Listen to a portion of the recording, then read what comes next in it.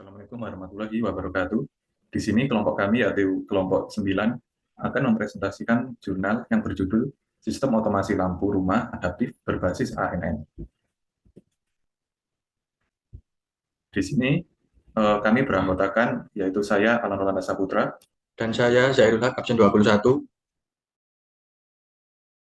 Oke, lanjut. Pada bab 1 yaitu pendahuluan. Pendahuluan algoritma ANN dapat digunakan sebagai prediktor penggunaan lampu. ANN dapat ditraining untuk mempelajari kapan lampu hidup dan mati, dengan mempertimbangkan parameter yaitu waktu, hari, dan intensitas cahaya. Dengan sistem otomasi ini, diharapkan penggunaan lampu menjadi lebih efisien dan hemat. Selanjutnya, untuk bab 2, yaitu dasar teori. Yang pertama, ANN. ANN tersendiri itu yaitu suatu model yang dapat meniru cara kerja dari jaringan neural biologis. ANN dapat menyelesaikan persoalan yang rumit dengan sebuah proses train yang dilakukan pada jaringan saraf tiruan untuk mengatur dirinya dengan suatu respon yang konsisten pada rangkaian input. Selanjutnya. Oke, kemudian algoritma Levenberg-Marquardt. Pada dasarnya, untuk mencari nilai lambda yang tetap, sehingga penjumlahan dari nilai error kuadratik menurun. Setiap iterasi dari algoritma terdiri dari langkah-langkah sebagai berikut, yaitu menghitung matriks Jacobian, menghitung nilai gradien dari error, menghitung nilai delta, faktor untuk memperbaharui bobot yang ingin didapatkan, memperbaharui nilai bobot W menggunakan nilai delta, menghitung ulang nilai error kuadratik setelah memperbaharui nilai bobot. Jika nilai bobot tidak berkurang, maka nilai bobot diabaikan, kemudian menaikkan nilai lambda sebesar nilai V, dan kembali ke langkah 4. Jika nilai bobot berkurang, maka nilai lambda dikurangi sebesar nilai V, dan iterasi selesai. Kemudian bab 3, next, yaitu metodologi penelitian. Yang pertama, teknik penelitian. Algoritma ANN dikembangkan menggunakan MATLAB, dan kode MATLAB dapat dikonversikan ke kode C menggunakan tool MATLAB coder, dan hasil kode C dikompilasi menjadi executable sehingga algoritma ANN dapat dijalankan pada Raspberry Pi 3. Next. Selanjutnya yaitu metode. Metode ini yaitu ANN mengambil input masukan saklar yang dibaca oleh Arduino Mega 256 dan mencatat waktu, hari, serta intensitas cahaya untuk dijadikan sebagai dataset training algoritma. Arduino menghidupkan lampu dengan mengendalikan relay yang terhubung dengan setiap lampu rumah. ANN membaca input nomor blok yang digunakan sebagai referensi. Setiap nomor blok lampu dapat digunakan untuk referensi lampu dengan menggunakan nomor referensi blok. Input dari ANN bisa dibatasi menjadi 8 input lampu yang bisa dikendalikan pada setiap bloknya. Jumlah total lampu yang bisa dikendalikan yaitu jumlah blok dikalikan dengan 8 lampu. Sehingga penelitian ini digunakan 2 blok. Total lampu yang bisa dikendalikan menggunakan ANN adalah 16 lampu. Meskipun input dari ANN hanya 8, input jam, menit dinormalisasikan menjadi detik selama 24 jam. Sehingga nilai input adalah 1 sampai 1440. Next. Kemudian diagram sistem. Sistem yang dibangun dalam penelitian ini terdiri dari Raspberry Pi 3 sebagai komputer untuk menjalankan algoritma ANN. Arduino Mega digunakan sebagai pembaca input saklar serta sensor dan pengendali relay untuk mengendalikan lampu.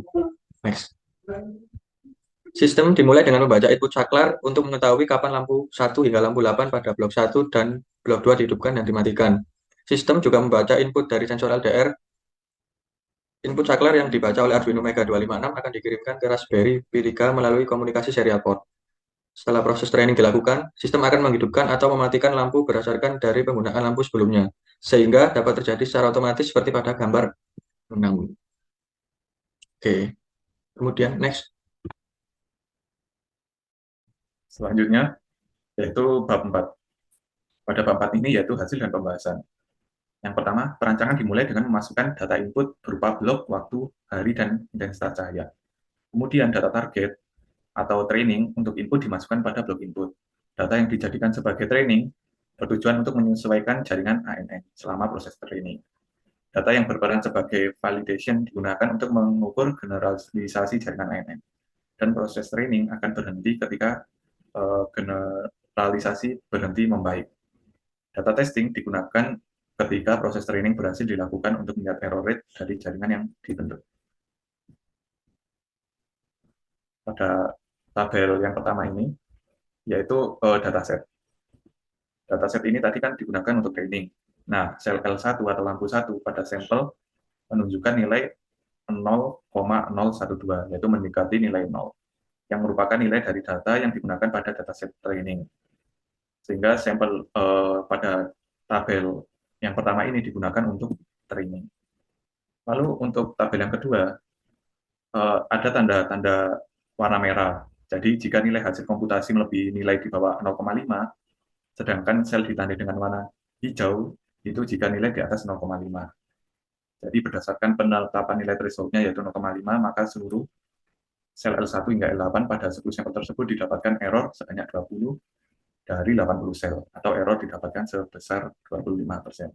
Selanjutnya, Kemudian pengujian sistem otomasi lampu dengan ANN terdiri dari pengujian pembacaan status lampu yang dihidupkan dan dimatikan secara manual menggunakan switch pada setiap blok. Aplikasi antarmuka mencatat waktu lampu hidup atau mati dan merekam data ke database. Setelah sistem mencatat pemakaian lampu selama 7 hari, maka sistem masuk ke mode training. Setelah proses training selesai, maka sistem masuk ke dalam mode otomatis. Pada mode otomatis, maka lampu pada setiap blok dikontrol menggunakan hasil prediksi ANN.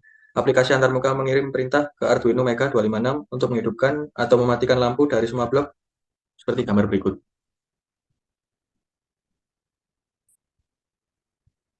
Kemudian dapat dilihat aplikasi antarmuka yang menampilkan hasil prediksi ANN setelah melakukan proses training, dan aplikasi mengirim perintah ke Arduino Mega 256 untuk menghidupkan setiap lampu pada setiap blok jika nilai output lebih besar sama dengan nilai threshold, yaitu 0,5. Sebaliknya, aplikasi akan mengirimkan perintah untuk mematikan lampu jika nilai output ANN di bawah nilai threshold, yaitu lebih dari 0,5.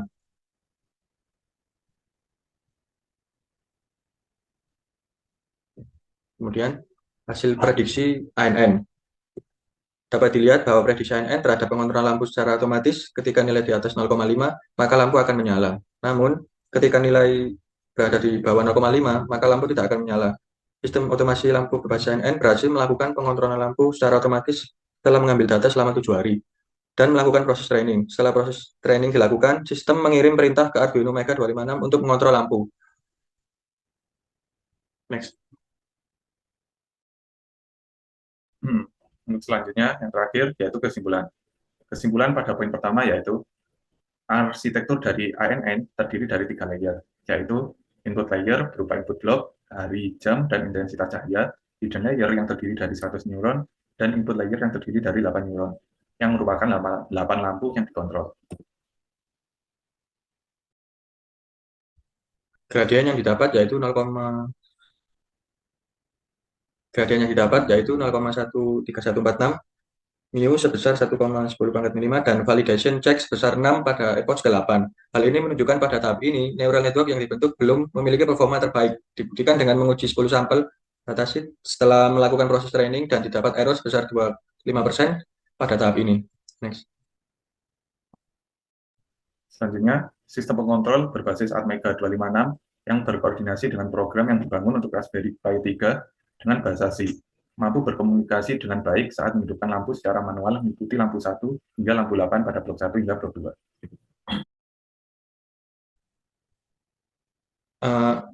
Perancangan rangkaian driver relay dengan konfigurasi transistor, Darlington mampu menghidupkan relay hanya dengan arus basis sebesar 674,774 mikroampere, sehingga dapat digunakan untuk mengontrol 16 relay yang ada pada sistem yang dibangun.